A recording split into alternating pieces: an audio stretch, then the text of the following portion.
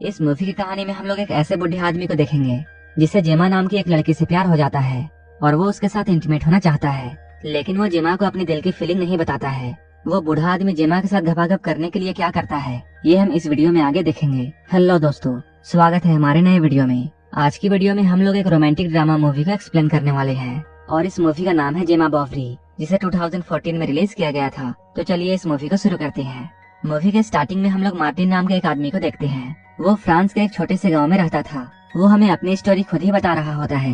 वो कहता है वो 7 साल पहले पेरिस से यहाँ आया था।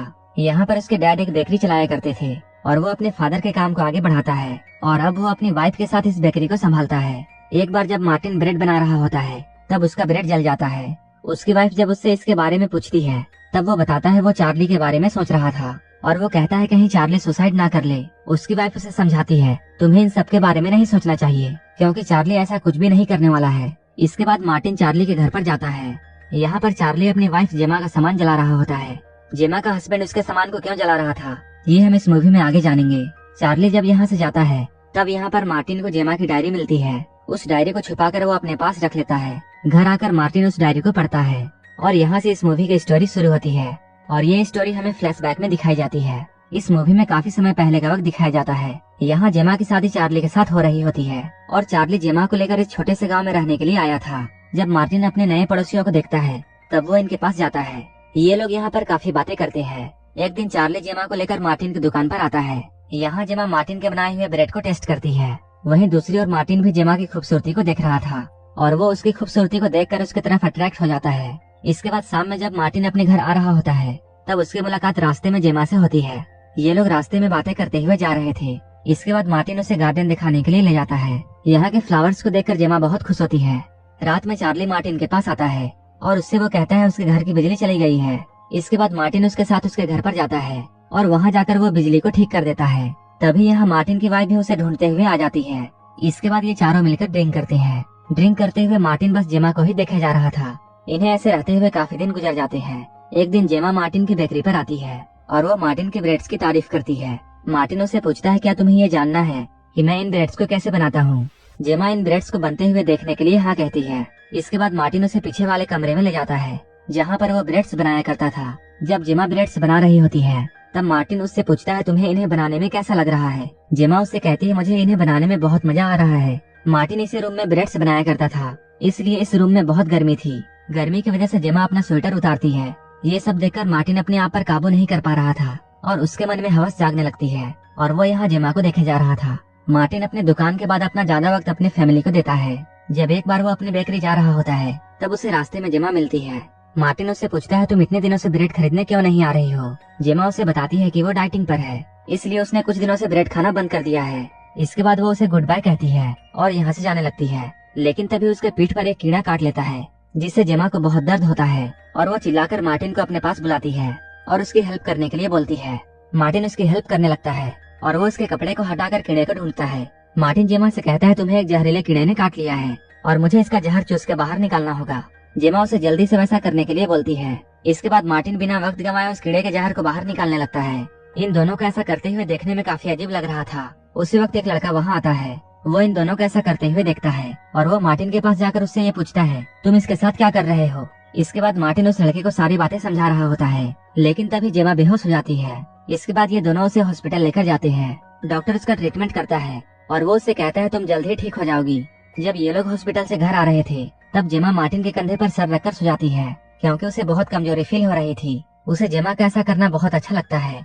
अगले दिन जब मार्टिन अपने शॉप के बाहर खड़ा होता है तब वो जेमा और उस लड़के को बातें करते हुए देखता है। उन दोनों को ऐसे बातें करते हुए देखकर मार्टिन ये मन में सोचता है कि इन दोनों का अफेयर जल्द ही शुरू हो जाएगा। एक बार जब मार्टिन रास्ते में कहीं जा रहा था तब वो जेमा को देखता है जो कि गाड़ी से कहीं जा रही होती है। इसके बाद मार्टिन उसका पीछा करने लगता है। मार्टिन देखता है जेमा उस लड़के के घर पर जा रही थी जिसका नाम हार्व है। मार्टिन उन दोनों को साथ में देखकर बहुत शौक होता है। मार्टिन को पहले ऐसा लगता है जैसे जेमा हार्व के साथ वाइन पीने के लिए गई होगी क्योंकि हार्व ने उसकी मदद की थी, लेकिन असल में जेमा हार्व के साथ घपाघप करने के लिए गई थी।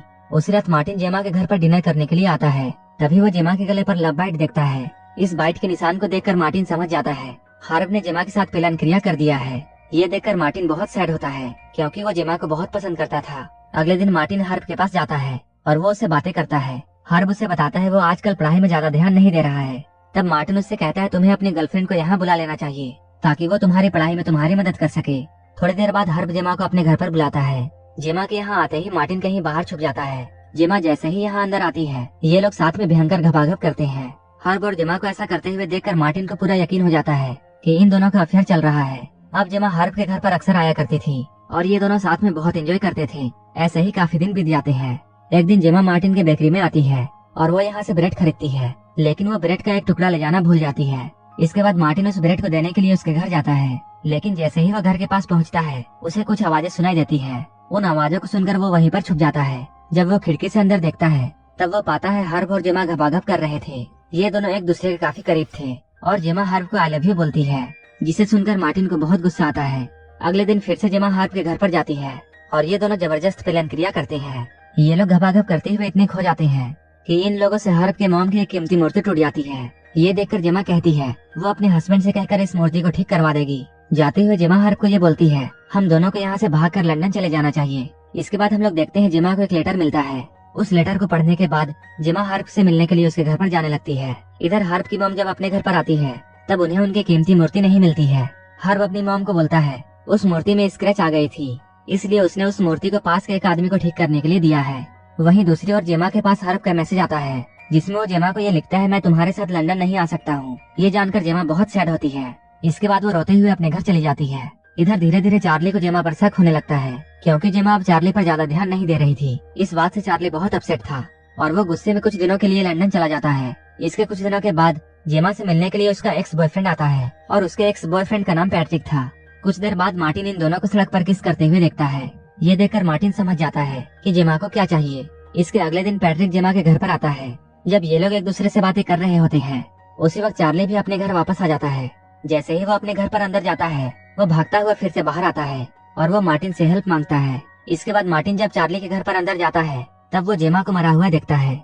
उसे देखकर मार्टिन बहुत शौक होता है। कुछ ही देर बाद पुलिस यहाँ आ जाती है और वो जेमा की बॉडी को पोस्टमार्टम के लिए ले जाती है। इसके बाद जब जेमा की पोस्टमार्टम की रिपोर्ट आती है तब मार्टिन को ये बात पता चलती है कि जेमा की मौत उसके गले पर ब्रेड फंसने से हुई थी। इसके बाद अगले दिन मार्टिन चार्ली को यह बात बताता है, लेकिन चार्ली उससे कहता है जेमा की मौत उसकी वजह से हुई है क्योंकि वो जब घर के अंदर गया था तब उसने पैट्रिक को जेमा के साथ पीछे से घपाघप करते हुए देखा था। उसे देखकर चार्ली को ऐसा लगा जैसे पैट्रिक जेमा के साथ जबरदस्ती कर रहा है, इसलिए वो चार्ली के साथ फाइट करने लगा। जब चार्ली मार्टिन को ये सब बता रहा होता है तब पैट्रिक भी यहाँ आ जाता है और वो इन लोगों को ये बताता है उस वक्त जब हम दोनों अकेले थे तब जेमा ब्रेड खा रही थी और मैं उसके पीछे से उसे किस करने लगा था, जिस वजह से जेमा के गले पर वो ब्रेड फंस गया और मैं जब उस ब्रेड को निकालने की कोशिश कर रहा था तभी वहाँ पर चार्ली आ जाता है और इन दोनों के बीच में कंफ्यूजन की वजह से लड़ाई होने लगती है।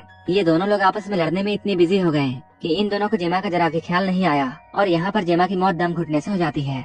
यहीं पर इस मूवी के फ्लैशबैक की कहानी खत्म होती है और यहाँ से हम प्रेजेंट टाइम में देखते हैं जहाँ मार्टिन का बेटा उससे ये कह रहा होता है हमारे घर के पड़ोस में एक रशियन कपल रहने के लिए आई है। ये सुनकर मार्टिन उनके पास जाता है और यहीं पर ये मूवी खत्म हो जाती है। अगर आपको ये मूवी अच्छी लगी हो तो एक लाइक जरूर कर देना।